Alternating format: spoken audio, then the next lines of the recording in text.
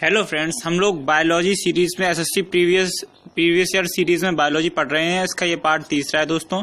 ये पार्ट तीसरा है। मैं 2 पार्ट पहले ही अपलोड कर चुका हूँ। ये पार्ट तीसरा है। तो चलिए शुरू करते हैं बिना किसी देरी के।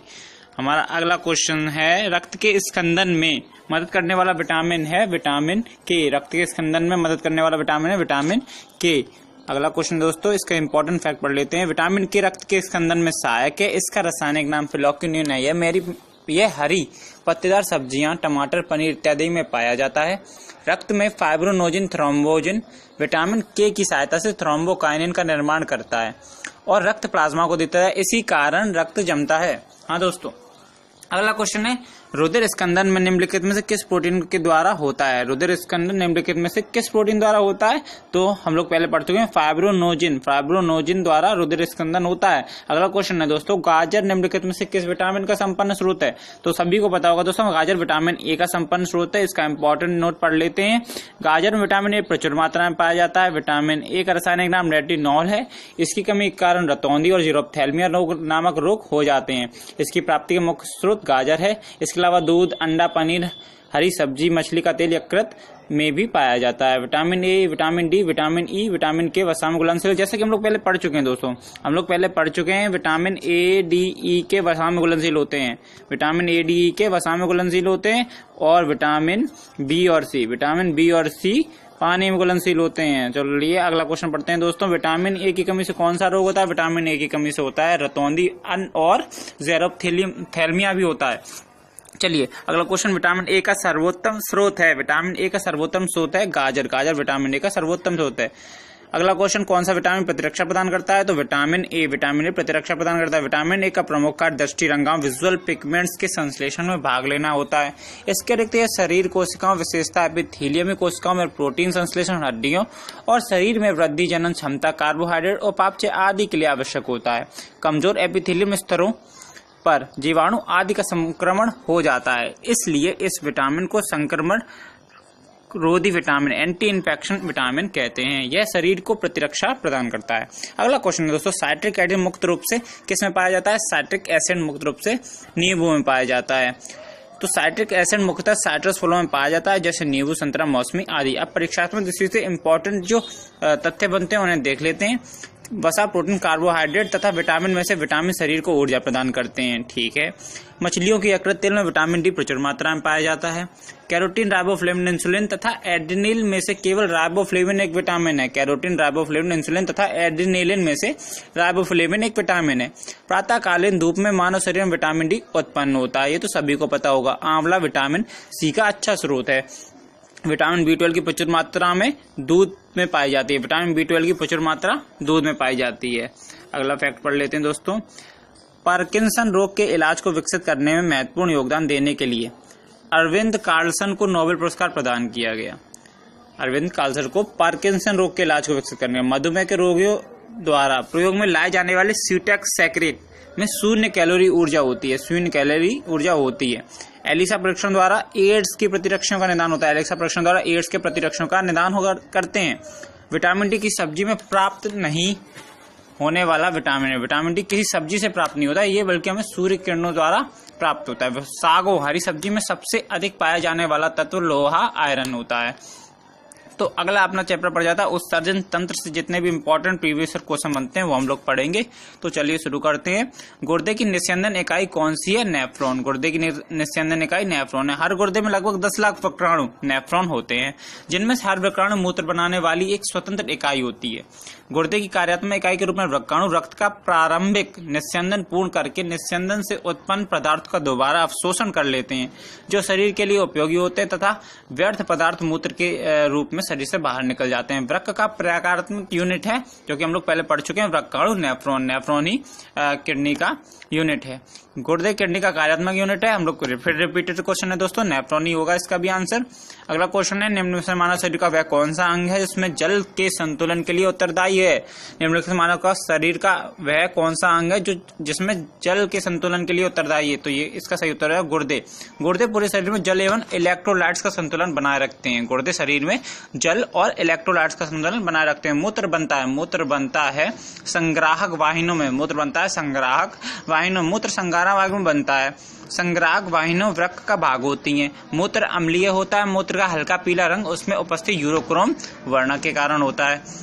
मूत्र का पीला रंग किसकी मौजूदगी के कारण होता है? जैसे कि हम लोग पहले पढ़ चुके हैं दोस्तों, यूरोक्रोम की उपस्थिति के कारण मूत्र का रंग पीला होता है। निम्नलिखित में से कौन उत्सर्जक उत्पाद के रूप में यूरिक एसिड का उत्सर्जन करता है? निम्नलिखित में से कौन उत्सर्जक उत्पाद के रूप में यूरिक एसिड का उत्सर्जन करते हैं? तो इसका सही होता है गौरैया। सभी सरीसृप, छिपकलियां एवं पक्षीवर गौरैया का मुख्य उत्सर्जक उत्पाद यूरिक एसिड होता है, जबकि स्तनधारियों मनुष्य का मुख्य उत्सर्जक पदार्थ यूरिया होता है। पक्षियों मूत्र उत्सर्जन यूरिया के रूप में ना होकर यूरिक अम्ल के रूप में होता है। अगला क्वेश्चन दोस्तों, निर्जलीकरण के दौरान आमतौर पर शरीर की किस पदार्थ की हानि होती है? तो इसका सही उत्तर हो जाएगा सोडियम क्लोराइड। सोडियम क्लोराइड की हानि होती है। निर्जलीकरण के दौरान आमतौर पर शरीर से सोडियम क्लोराइड की हानि होती है, NaCl की हानि होती है। इसकी पूर्ति ORS घोल द्वारा की जा सकती है, जो कि हम लोग बचपन में पीते थे, डॉक्टर हमें देता था। मूत्र के स्रावण को बढ़ाने वाली औषधि को कहते हैं, मूत्र के स्रावण को बढ़ाने वाली औषधि को कहते हैं डायूरेटिक। मूत्र के स्रावण को बढ़ाने वाली औषधि को डायूरेटिक कहते हैं। मूत्र का असामान्य घटक है जो मूत्र में सामान्य रूप से नहीं पाया जाता, वह है एल्ब्यूमिन। सामान्य मूत्र में 95% जल, 2% लवण जैसे Na+, K+, Cl- व SO4- इत्यादि होते हैं। 2.6% यूरिया, 0.3% यूरिक एसिड तथा क्रिएटिन होता है। इसका रंग यूरोक्रोम के कारण पीला होता है। इसका pH मान 6 होता है। मूत्र में एल्ब्यूमिन नहीं होता है। इसकी उपस्थिति को एल्ब्यूमिनिरिया कहते हैं। निम्नलिखित में से अगला क्वेश्चन दोस्तों, निम्नलिखित में से कौन सा घटक मूत्र का सामान्य घटक है? तो इसका सही उत्तर हो जाएगा कीटोन निकाय। जैसे कि हम लोग पहले पढ़ चुके हैं सभी, कीटोन निकाय वसीय अम्लों द्वारा उत्पन्न जल में घुलनशील एक ऊर्जा यौगिक पदार्थ है जो मूत्र का सामान्य घटक है। भ्रूण की अपरापोषिका किस में सहायक होती है? भ्रूण की अपरापोषिका उत्सर्जन में सहायक होती है। भ्रूण की अपरापोषिका एलेंटोस मुख्यतः उत्सर्जन में सहायक होती है। यह भ्रूण के उपापचय मेटाबॉलिज्म से उत्पन्न CO2, यूरिया आदि अपशिष्ट पदार्थों का उत्सर्जन करता है। निम्नलिखित में से वह कौन सा है जिससे पानी, वसा तथा विभिन्न अपचय कैटाबॉलिक अपशिष्ट उत्सर्जित होते हैं? इसका सही होता है वृक्क। मनुष्य में प्रायः दो वृक्क गहरे लाल रंग के सैम के बीच के आकार के होते हैं। इसका प्रमुख कार्य अपशिष्ट पदार्थों का उत्सर्जित करना है। इसके अलावा अन्य कार्य जैसे समस्थिकता, pH का नियमन इत्यादि हैं। हेमिकोडाटा में उत्सर्जन किसके द्वारा होता है? हेमिकोडाटा में उत्सर्जन कोशिका गुच्छ द्वारा होता है। संघ हेमिकोडाटा के अंतर्गत आने वाले जीव समुद्री होते हैं। इनमें उत्सर्जन केशिका गुच्छ व ग्लोमेरुलस के द्वारा होता है, जो कि रुधिर वाहिनियों से जुड़े होते हैं। निम्नलिखित में से किसका हृदय सिरायुक्त होता है? निम्नलिखित में से किसका हृदय सिरायुक्त होता है? तो मत्स्य का हृदय सिरायुक्त होता है। मछली में 2 कक्षों का हृदय होता है जो रक्त को गिल से पंप करता है और वहां से रक्त शेष शरीर में जाता है। मछली का हृदय सिरायुक्त होता है क्योंकि इसमें केवल ऑक्सीजन रहित रक्त होता है। सामान्य संभू मसल का वसा एक लिसलिसे पदार्थ का स्राव करता है जिसका हृदय प्रत्यारोपण में प्रयोग किया जा सकता है। इस पदार्थ में मौजूद यह विलक्षण रासायनिक यौगिक क्या है? इसका सही उत्तर हो जाएगा डाइहाइड्रोक्सीफिनाइल एलेनिन। सामान्य संभू माइटिलिस एडुलिस का वसा एक लिसलिसे पदार्थ का स्राव करता है। इस पदार्थ में मौजूद विलक्षण रासायनिक यौगिक डाइहाइड्रोक्सीफिनाइल एलेनिन है। परीक्षा के दृष्टि में इंपॉर्टेंट फैक्ट देख लेते हैं दोस्तों। मानव में गुर्दे का रोग कैडमियम प्रदूषण से होता है, जिसे इटाई रोग भी कहते हैं। स्वेदन शरीर के तापमान को विनियमित करने के लिए आवश्यक होता है। स्वेदन मतलब पसीना आना। पसीना शरीर का तापमान बनाए रखता है दोस्तों।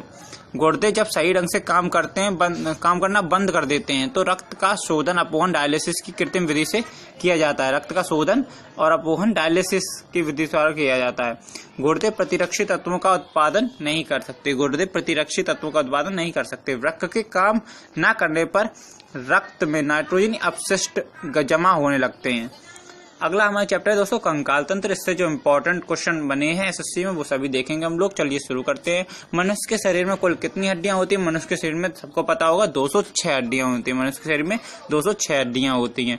वयस्क मनुष्य के शरीर में कुल 206 हड्डियां होती हैं, जिसमें अक्षीय कंकाल में 80, तथा अंतरांगीय कंकाल में 126 हड्डियां होती हैं। बालावस्था में इनकी संख्या 208 होती है। शरीर का सबसे बड़ी हड्डी फीमर जो जांघ में पाई जाती है, तो सबसे बड़ी स्टेप्स कान की होती है। मानव शरीर में कुल 12 जोड़ी पसलियां पाई जाती हैं। एक शिशु का शरीर 270 अस्थियों से मिलकर बनता है। चलिए नेक्स्ट क्वेश्चन पढ़ते हैं हम लोग। मानव शरीर में कुल कितनी अस्थियां पाई जाती है, जैसे हम लोग पढ़ चुके हैं 206। एक वयस्क मनुष्य में कितनी अस्थियां पाई जाती है, रिपीटेड क्वेश्चन है दोस्तों 206। मानव शरीर में सबसे लंबी अस्थि कौन सी होती है, मानव शरीर में सबसे लंबी अस्थि उरु अस्थि होती है। उरु अस्थि जो कि जांघ की होती है। मनुष्य में किसका पता लगाने के लिए अस्थि भवन परीक्षण किया जाता है, अंतरिम आयु।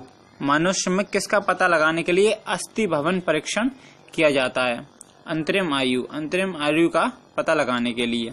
अगला क्वेश्चन, इसका इम्पोर्टेंट फैक्ट पढ़ लेते हैं दोस्तों। कोशिकाओं से नई हड्डी के गठन की प्रक्रिया को अस्थि भवन कहा जाता है।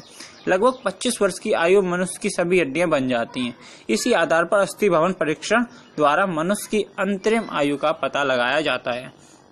अगला क्वेश्चन है दोस्तों, हमारे शरीर में कुल कितनी मांसपेशियां होती हैं, हमारे शरीर में 656 मांसपेशियां होती हैं। 656 मांसपेशियां होती हैं। अगला क्वेश्चन देख लेते हैं दोस्तों। कंकाल की मांसपेशियों की अनुमति संख्या बताइए। कंकाल की मांसपेशियां लगभग, इसमें लगभग में क्वेश्चन देना, आंसर देना पड़ेगा, तो इसका आंसर हो जाएगा 700 दोस्तों, 700। दांतों की कठोर इनेमल परत क्या होती है, दांतों की कठोर इनेमल परत होती है, इसको एसएससी ने गलत ठहराया दोस्तों। इसका देख लेते हैं इंपॉर्टेंट फैक्ट। दांतों की इनेमल परत एक विशेष प्रकार की कठोर पदार्थ की बनी होती है जो कि हाइड्रोक्सी एपेटाइट कहलाता है। हाइड्रोक्सी एपेटाइट, ये होगा सही, हाइड्रोक्सी एपेटाइट कहलाता है। यह एक लवण सॉल्ट है जो कि कैल्शियम फॉस्फेट तथा हाइड्रोक्सिल से मिलकर बनता है। वैसे क्वेश्चन आता है दोस्तों कि हड्डियों में सामान्यतः कौन सा पाया जाता है, कौन सा एम्ल पाया जाता है, तो कैल्शियम फॉस्फेट होता है। कैल्शियम फॉस्फेट तत्व होता है जो हड्डियों में पाया जाता है। लेकिन यहाँ पर वो था नहीं, तो दांतों को पूछा गया था, तो इसका आंसर हो जाएगा हाइड्रोक्सी एपेटाइट, जो कि एसएससी ने इनके ऑप्शन को गलत ठहराया था। अगला क्वेश्चन दोस्तों, कौन सा भाग हाथी के गजदंत के रूप में बदलता है, कौन सा दांत हाथी के गजदंत के रूप में बदलता है, दूसरा कृतंत। हाथी के ऊपरी जबड़े के 2 कृतंत जीवन भर वृद्धि करते रहते हैं और बड़े एवं लंबे गजदंत के रूप में बदल जाते हैं। हाथी के दांत का विशाल रूप से बड़ा हुआ कौन सा हिस्सा है, यह है ऊपरी कृदंत दंत, ऊपरी कृदंत दंत। औसत मानव मस्तिष्क का वजन होता है, औसत मानव मस्तिष्क का वजन होता है 1.5 किलो, लगभग 1.36 kg, 1.36 kg, ये वाला सही हो जाएगा 1.36 kg। अगला क्वेश्चन देखते हैं, किसी पेशी में संकुचनशील प्रोटीन होते हैं, किसी पेशी में संकुचनशील प्रोटीन होते हैं एक्टिन और मायोसिन। संकुचनशील प्रोटीन होते हैं एक्टिन और मायोसिन। किसी पेशी में एक्टिन और मायोसिन संकुचनशील प्रोटीन होते हैं। एक्टिन और मायोसिन पेशी में संकुचन प्रोटीन होते हैं। यह पेशियों को सिकोड़कर शरीर एवं अंगों की गति प्रदान करते हैं। निम्न में से किस कशेरुकी में बाह्य कंकाल नहीं होता, निम्न में किस कशेरुकी में बाह्य कंकाल नहीं होता, एसएससी ने इसका आंसर दिया एम्फीबिया। उभयचर में बाह्य कंकाल नहीं होता। इसका इंपॉर्टेंट नोट पढ़ लेते हैं दोस्तों। बाह्य कंकाल ये रचनाएं होती हैं जो त्वचा की बाहरी सतह पर स्थित रहती हैं और इसी को सरदर्द बनाने का काम करती हैं, जैसे मछलियां एवं सरीसृप की सल्कें, पक्षी एवं स्तनियों के पंजे इत्यादि। एम्फीबिया उभयचर प्राणी में। हमारा अगला क्वेश्चन दोस्तों, निम्नलिखित में से किस एक जीव में पसलियों की संख्या सबसे अधिक होती है, निम्नलिखित किस जीव में पसलियों की संख्या सबसे अधिक होती है, तो सांप में पसलियों की संख्या सबसे अधिक होती है। मानव में पसलियों की संख्या जोड़ी में होती है 12 जोड़ी या फिर 24 पसलियां, 12 जोड़ी या फिर 24 पसलियां। इसका इंपॉर्टेंट नोट पढ़ लेते हैं दोस्तों। स्तनपायी मैमल में पसलियों की संख्या अधिक होती है। मानव में 12 जोड़ी अर्थात 24 पसलियां पाई जाती हैं। सांप के पेशा भाग में 200 से 400 हड्डियां प्रत्येक एक जोड़ी पसलियों के साथ पाई जाती हैं। ओडेंटोलॉजी विज्ञान की एक शाखा है जिसका संबंध किसके अध्ययन के साथ है, तो दंत। डेंटिस्ट होते हैं ना, ओडेंटोलॉजी दंत। ओडेंटोलॉजी विज्ञान की एक शाखा है जो दांतों उनकी संरचना और विकास तथा उनकी बीमारियों से संबंधित है। अगला क्वेश्चन देखते हैं दोस्तों। अकल दाढ़ क्या है? अकल दाढ़ तीसरी दाढ़ होती है। अकल दाढ़ या तीसरी दाढ़ उन दांतों के नाम हैं जो आखिर में निकलते हैं। अधिकतर लोगों को 4 अकल दाढ़ होती हैं। अधिकतर लोगों को 4 एकल दाढ़ होती हैं। ऑस्टियोसाइट्स पाए जाते हैं, ऑस्टियोसाइट्स पाए जाते हैं अस्थि में, ऑस्टियोसाइट्स अस्थि में पाए जाते हैं, ऑस्टियोसाइट्स अस्थि में पाए जाते हैं। ऑस्टियोसाइट अस्थि में, कॉन्ड्रोसाइट उपास्थि में तथा थ्रोम्बोसाइट रुधिर में पाए जाते हैं। हमारा अगला क्वेश्चन दोस्तों, जानुफलक का दूसरा नाम कौन सा है? जानुफलक का दूसरा नाम कौन सा है? पटेला, पटेला जानविक। जानुफलक का दूसरा नाम पटेला जानविक होता है। जानुफलक का दूसरा नाम पटेला है, जो प्रत्येक घुटने पर आगे की ओर स्थित एक छोटी त्रिकोणाकार सी हड्डी होती है, जो एक कंडरा में कैल्सीकरण के कारण बनती है। ऐसी हड्डी को सिसेमाइड हड्डी कहते हैं। यह घुटने की संधि की सुरक्षा करती है और घुटने से के मुड़ने में सहायता करती है। अगला क्वेश्चन है दोस्तों, सिग्मा रूपी बृहदांत्र किसका भाग है? सिग्मा रूपी बृहदांत्र किसका भाग है? बड़ी आंत, बड़ी आंत। सिग्मा रूपी बृहदांत्र बड़ी आंत का भाग है, जो मलाशय एवं गुदा से संबंधित है, मलाशय एवं गुदा से संबंधित है। अगला क्वेश्चन है दोस्तों, महारंध्र जो एक द्वारक है कहाँ होता है? महारंध्र एक द्वारक है जो कहाँ होता है? कपाल, कपाल। महारंध्र एक द्वारक है जो कपाल में होता है। अब इंपॉर्टेंट क्वेश्चन देख लेते हैं दोस्तों, परीक्षा की दृष्टि से इंपॉर्टेंट तथ्य। मानव शरीर में पाया जाने वाला सबसे अधिक कठोर पदार्थ दंतफल्क, एनेमल होता है, जैसे हम लोग पहले पढ़ चुके हैं दोस्तों। कठोर शारीरिक श्रम करने वाले श्रमिकों की हथेलियां तथा तलवों की त्वचा मोटी हो जाने के कारण मोटे अवंतक ऊतक का निर्माण होना है। कठोर शारीरिक श्रम करने वाले श्रमिकों की हथेलियां तथा तलवों की त्वचा मोटी होने के कारण मोटे अवंतक ऊतक का निर्माण होता है। जीवा, नाक, चिंबुक तथा नख में से नाक में उपस्थिति होती है। जीव, नाक, चिंबुक तथा नख में से नाक में उपस्थिति होती, नाक में हड्डी होती है। मनुष्य के मध्य कान की गुहा में कर्ण अस्थियों के अतिरिक्त वायु भी होती है। मनुष्य के मध्य कान की गुहा में कर्ण अस्थियों के अतिरिक्त वायु भी होती है। स्कंद संधि एक जोड़ कोर संधि है, स्कंद संधि एक जोड़ कोर संधि है। कान में 6 हड्डियां होती हैं, कान में 6 हड्डियां होती हैं। सपाट अस्थियां खोपड़ी में होती हैं, सपाट अस्थियां खोपड़ी में होती हैं। शरीर की सर्वाधिक प्रबल अस्थि जबड़े में होती है, शरीर की सर्वाधिक प्रबल अस्थि जबड़े में होती है। परिसंचरण दृष्टि से इंपॉर्टेंट क्वेश्चन देख लेते हैं दोस्तों। स्टार फिश के परिसंचरण तंत्र को क्या कहा जाता है? स्टार फिश के परिसंचरण हीमल तंत्र कहा जाता है। स्टार फिश के परिसंचरण को हीमल तंत्र कहा जाता है। इंपॉर्टेंट नोट पढ़ लेते हैं दोस्तों। स्टार फिश ने परिसंचरण 3 स्थानों पर संपन्न होता है। पेरीविसेरल कोएलम, जलवाही तंत्र, वाटर वास्कुलर सिस्टम एवं हीमल तंत्र। इस प्रकार से प्रश्न के 2 उत्तर सही हैं। एसएससी ने इस प्रश्न का सी उत्तर दिया है, हीमल तंत्र। अगला क्वेश्चन है दोस्तों, पुरानी और नष्ट प्राय लाल रक्त कणिकाएं कहाँ नष्ट हो जाती हैं? पुरानी और नष्ट प्राय लाल रक्त कणिकाएं प्लीहा में नष्ट हो जाती हैं, प्लीहा में नष्ट। और बनती कहाँ है? अस्थि मज्जा में। लाल रक्त कणिकाएं दोस्तों अस्थि मज्जा में बनती हैं, अस्थि मज्जा में बनती हैं और प्लीहा में खत्म हो जाती हैं, प्लीहा में खत्म हो जाती हैं। चलिए नेक्स्ट क्वेश्चन देख लेते हैं दोस्तों। इंपॉर्टेंट फैक्ट पढ़ लेते हैं इसका। अस्थि मज्जा से उत्पन्न लाल रक्त कणिकाएं जब क्षतिग्रस्त पुरानी हो जाती हैं तो प्लीहा में नष्ट हो जाती हैं। सबसे बड़ी श्वेत रुधिराणु है, सबसे बड़ी श्वेत रुधिराणु है एक केंद्र कणाणु, मोनोसाइट। सबसे बड़ी श्वेत रुधिराणु एक मोनोसाइट है।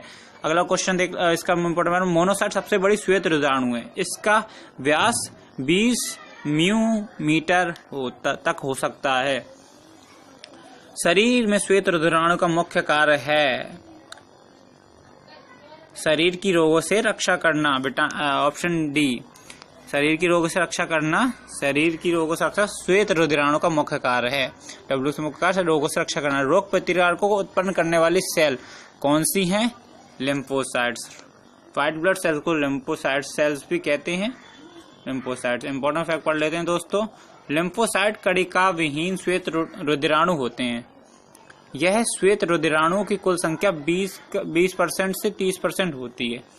यह 2 प्रकार का होता है, बी लिम्फोसाइट व टी लिम्फोसाइट, जिसमें बी लिम्फोसाइट प्रतिरक्षी प्रोटीन बनाता है। एचआईवी विषाणु लिम्फोसाइट को नष्ट कर प्रतिरक्षा तंत्र को कमजोर कर देते हैं।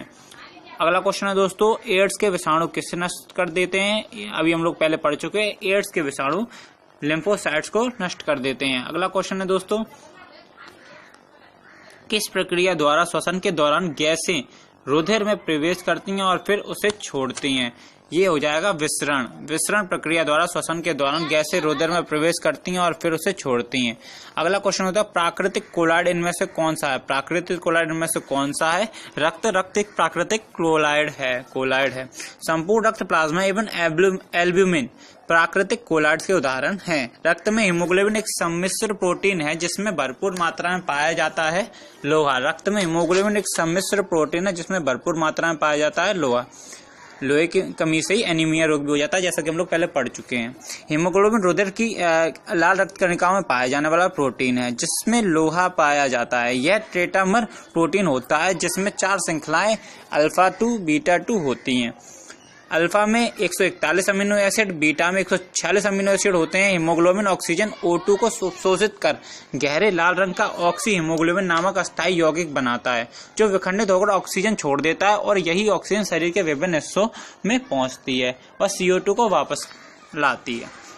अगला क्वेश्चन हो जाएगा रक्त धारा में ऑक्सीजन ले जाने वाला प्रोटीन है। रक्त धारा में ऑक्सीजन ले जाने वाला प्रोटीन है हीमोग्लोबिन। अगला क्वेश्चन देख लेते हैं दोस्तों। हीमोग्लोबिन की अधिकतम बंधुता होती है कार्बन मोनोऑक्साइड के लिए।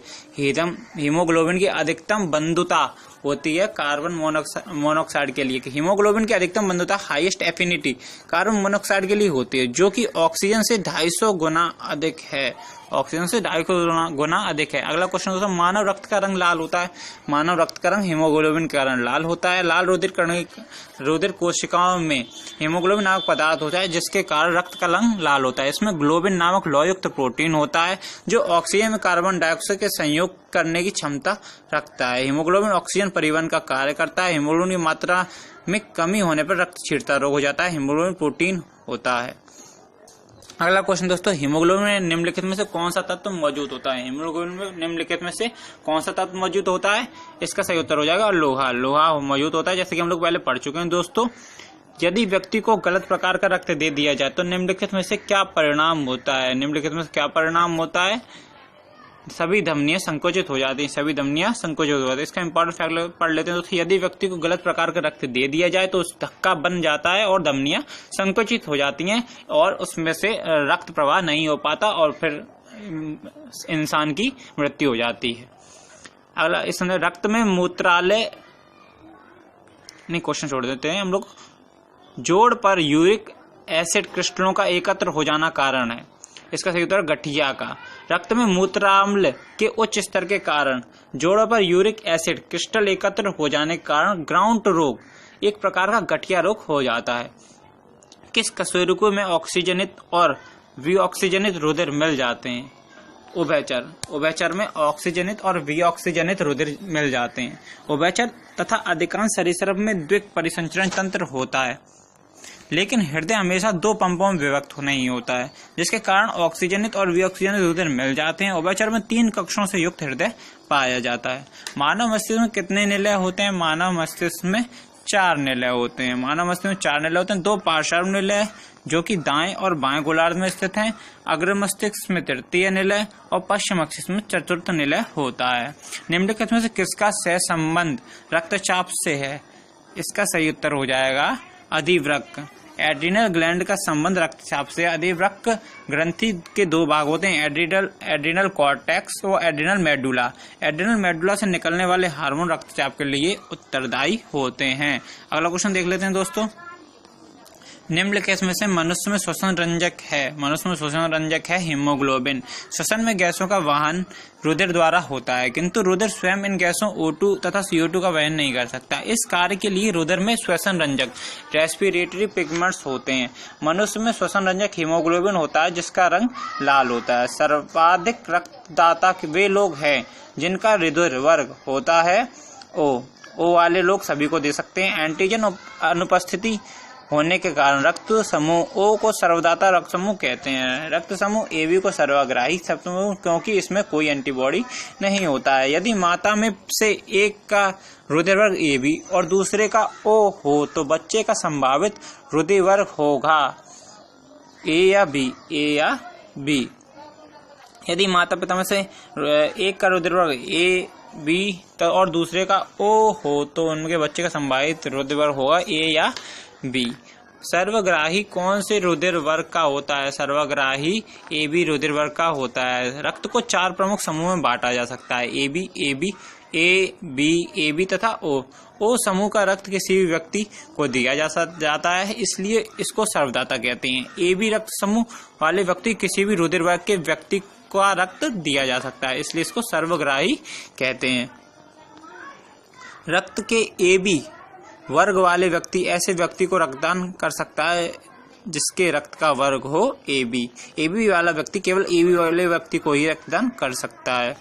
मानव का सामान्य रक्तदाब होता है 120/80 या 80/120। जब निलय अपनी आकुंचन द्वारा धमनियों में रुधिर पंप करता है तो इस रुधिर का दबाव धमनियों की दीवार पर पड़ता है। इस दबाव को रुधिर दबाव कहते हैं। इसे सबसे पहले एस हेल्स ने खोजा था, घोड़ों में मापा था। मानव का सामान्य रक्तदाब 80/120 या 120/80 होता है, पारा होता है। इसमें 80 मिलीमीटर पारा डायस्टोलिक और 120 मिलीमीटर पारा सिस्टोलिक होता है। इसको स्फिग्नोमैनोमीटर यंत्र द्वारा मापते हैं। एक किशोर और मनुष्य में सामान्य रक्तदाब कितना होता है? 120/80, जैसा कि हमने पहले बताया था। रक्तदाब का नियंत्रण कौन करता है? रक्तदाब का नियंत्रण करता है अधिवृक्क ग्रंथि। हम लोग पहले पढ़ चुके हैं दोस्तों, अभी क्वेश्चन आया था। अधिवृक्क ग्रंथि रक्तदाब नियंत्रण करने में सहायक होती है। यदि शरीर में रक्तदाब कम होता है तो एड्रिनल ग्रंथि से एड्रिनलिन हार्मोन निकलता है जो रक्तदाब को बढ़ाता है। अगला क्वेश्चन देख लेते हैं दोस्तों। हाइपरटेंशन शब्द किसके लिए प्रयोग किया जाता है? हाइपरटेंशन शब्द रक्तदाब बढ़ने के लिए प्रयोग किया जाता है। हाइपरटेंशन शब्द का प्रयोग उच्च रक्तदाब के संदर्भ में होता है। सामान्य मनुष्य में रक्तदाब 120/80 mmHg मरकरी होता है, जिसमें 120 mg सिस्टोलिक और 80 डायस्टोलिक होता है। हाइपरटेंशन के मरीजों में रक्तचाप सामान्य से कहीं ज्यादा बढ़ जाता है। निम्नलिखित में से कौन सा सही मेल है? आंसर हो जाएगा एथेरोस्क्लेरोसिस, धमनियों का अवरुद्ध हो जाना, केवल यही सही है। इसका इंपॉर्टेंट नोट पढ़ लेते हैं दोस्तों। धमनियों की ट्यूनिका मीडिया में कोलेस्ट्रॉल एकत्र हो जाने से धमनियां अवरुद्ध हो जाती हैं, जिसे एथेरोस्क्लेरोसिस कहते हैं। इसकी वजह से रक्तचाप बहुत बढ़ जाता है। मानव शरीर में रक्तचाप की अपर्याप्त आपूर्ति को कहते हैं इस्कीमिया। यदि मानव शरीर में रक्त की अपर्याप्त आपूर्ति हो तो इसे इस्कीमिया कहते हैं। इसकी वजह से ऊतकों में खाद्य पदार्थ नहीं पहुंच पाता और वह मर जाती हैं।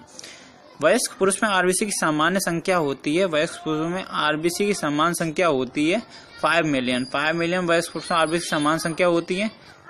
यहीं पर रखते हैं आज दोस्तों। तो अगर आपको ये वीडियो पसंद आई हो तो इसे लाइक करें, वीडियो को लाइक करें और दोस्तों को शेयर करें दोस्तों, ताकि वो भी अच्छी वीडियो देख सकें। शेयर करें और चैनल को सब्सक्राइब करें ताकि आने वाली वीडियो आप लोग जरूर देख पाएं। सब्सक्राइब करें चैनल को दोस्तों। तो धन्यवाद। जय हिंद, जय भारत।